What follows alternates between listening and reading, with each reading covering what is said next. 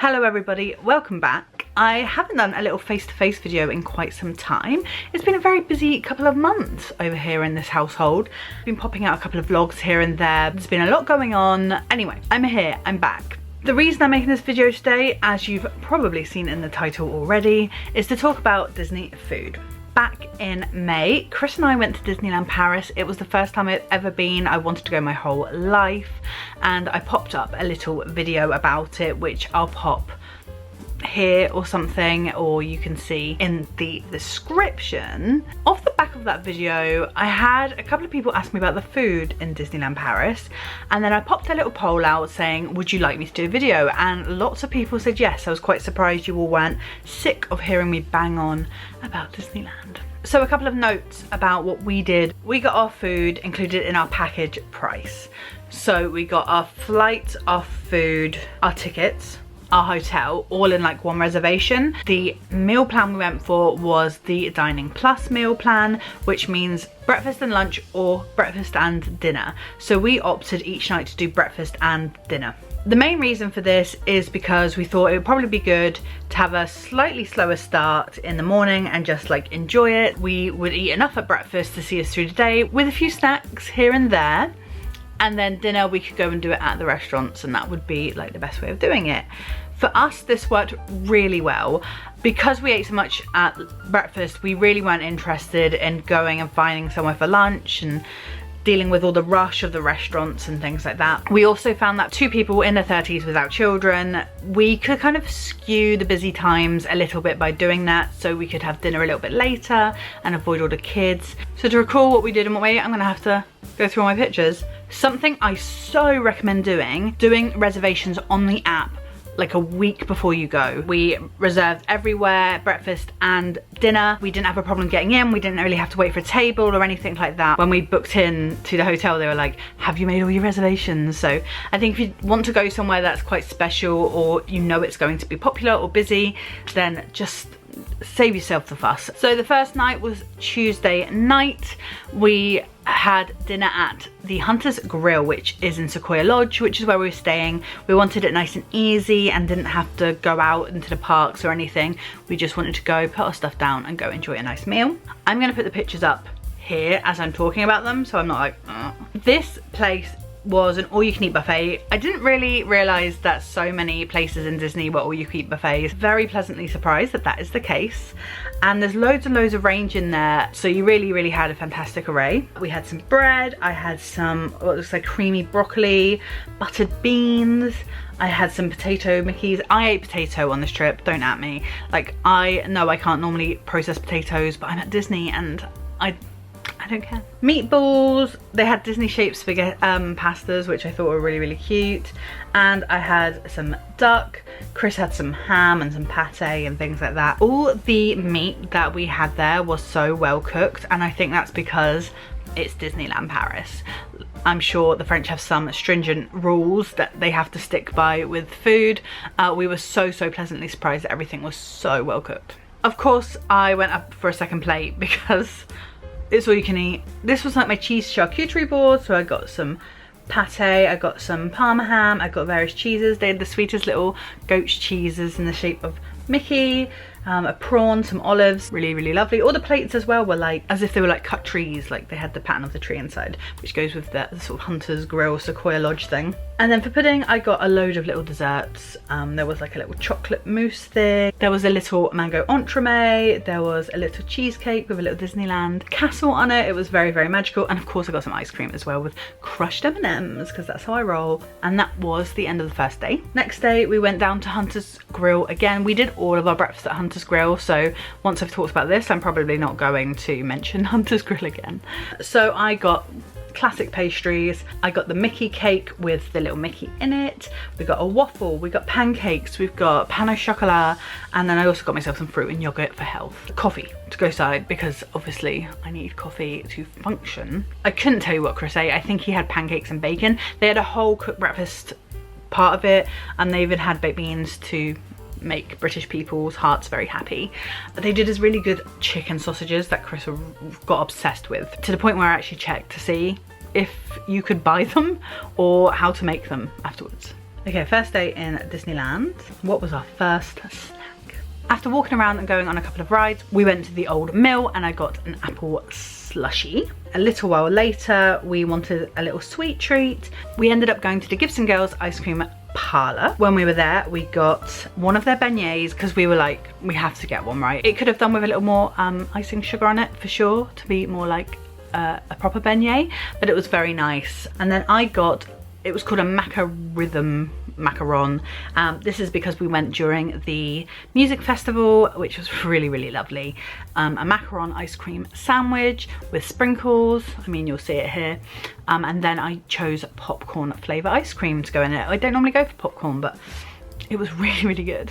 So a couple of hours later, we went to our first restaurant. That was the Bistro Chez Remy, which is the ratatouille restaurant. It's sort of a French fine dining restaurant. It was really good, I have to say. It's not what I was expecting. This one is not buffet. This one is very much like you order off the menu, but it came with a glass of wine on our dining plan, which was really nice, and Chris chose it, and that was a really lovely surprise. For starters, Chris had a sort of a cheese and pear salad, and I had a like pate en croûte. Then I had the chicken with potatoes. It did also come with a side of ratatouille, as did Chris's, as you'd expect from the ratatouille restaurant. Now I will risk potato, but I'm afraid peppers, aubergines and tomatoes, I'm not really willing to risk that. So Chris got to have my ratatouille. Chris got the fish and it came on this beautiful like potato with this butter sauce.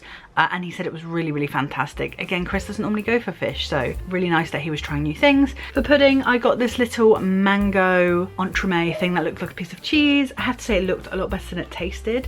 I don't know if it was a little bit cold but it didn't have like a big hit you in the face kind of flavour, but it was very pleasant and light. And Chris got the chocolate mousse, which was delicious. I would get that next time. Came with a little waffle with Mickey's face on it. What was really nice about the Ratatouille restaurant is obviously its whole shtick is that you are like the rats in the restaurant. So everything was really big and it was so lovely trying to find all those little details. I'll pop another picture here of like the massive colander and the umbrella, cocktail stick umbrellas and things. And then we went to the fireworks, which are really late, and I didn't realise that. And I was very tired when we got back. On the way back from the fireworks, we stopped and got a pretzel, and it was so good and exactly what we needed to make it back to our hotel room. Breakfast in the same place. Then we got a Mickey sandwich from the Market House Deli on Main Street. We shared it because it was quite a big sandwich, and this was ham and Emmental, and it was really nice actually. It had like a pretzel bun. After walking around a little bit more, we also went to Casey's Corner and got Chris a hot dog as well. We went back to our hotel to get ready for dinner, and then we decided that while we were waiting for the shuttle bus, we would go to the Redwood Bar and Lodge, which was in our hotel, and we got a Mahusive cocktail. This was called the Joshua Tree. It is billed for 2 people. Angostura, 5 years rum, almond liqueur, apple drink, pear puree, cordial, rue berry, paragon. Whatever half of those things are, it was very delicious. We did share it. And then Chris also got a gin breeze. Then we took ourselves off to dinner at Pim's Kitchen, which is in the Studio Park. I have to say, out of all the places we dined, Pim's Kitchen was probably my least favourite. I really enjoyed the giant food. So the whole point of Pim's Kitchen is it's Ant-Man, right? So they have like huge burgers and tiny burgers. You know what I mean? It's that whole thing. And they also had weird things like blue mayonnaise. So I went for more of a salady kind of setup to start with. So I got like a little duck thing, some salmon, some cheese, some salads, some beets. Oh, there's like a little whole grain salad there as well, and an egg. For our next plate, you can see the tiny weeny burgers. They also did tiny weeny vegan burgers, which was great because Chris got that because Chris doesn't eat beef. I got like pork, a bit of sandwich. So with the beef, she just had the end bit of it, and then I got that, and then the fresh one came out. She was like, do you want some of this? And I was like, yes, and I'm so glad I did because it was gorgeous inside. I have to say, I didn't even finish all this. The sandwich I couldn't really finish. It was all right. It was a bit dry. I ate my body weight in chips though. They were great. I would recommend those. For pudding, we had a little blue jelly, a little marble blue cake. We had a banoffee pie. Just odd little bits of pudding, but all very nice. I would say out of all of the restaurants, the Pim Kitchen just had like It was less like a friendly atmosphere. You could tell that a lot of kids go to this restaurant. It was a little bit messier than the other restaurants. It was very busy. There was a lot of sort of harangue looking parents, and yeah, so I'm glad we went because we experienced it. But I think next time we go to Disneyland Paris, we probably won't go to Pim's Kitchen. Next day, you know the drill, you know where we had breakfast. And then we went off to the studio parks. This was our last day. So the way we did it is that we flew out in the evening. So we basically had all of Friday. So after going around the park for a little bit, I had a Magnum Affogato. Now Affogato is one of my favorite desserts ever. It's basically, it means drowned in Italian, and it is ice cream drowned in espresso. But this had like a whole Magnum in it. It was delicious. I definitely recommend getting that. So I'm pretty sure this was the ice cream creations part of the park. We ate a little bit earlier that day because obviously we needed to go back to the hotel and get all our stuff and check out and everything. So we went to Annette's. I really wanted to go to Annette's. Because of how we booked it, it didn't actually get included in our meal plan. Luckily for us, Chris's mum very kindly gave us some money for a meal while we were out there, so we did Annette's. The reason I wanted to go to Annette's was because they do like songs on roller skates and do like grease numbers and stuff, which they didn't do while we were there, unfortunately. I really would have loved to have seen that, but I couldn't find show times or anything like that. Bit of a shame. The decor there was incredible. I'll put some pictures here. The food was fine. It felt very like French doing American.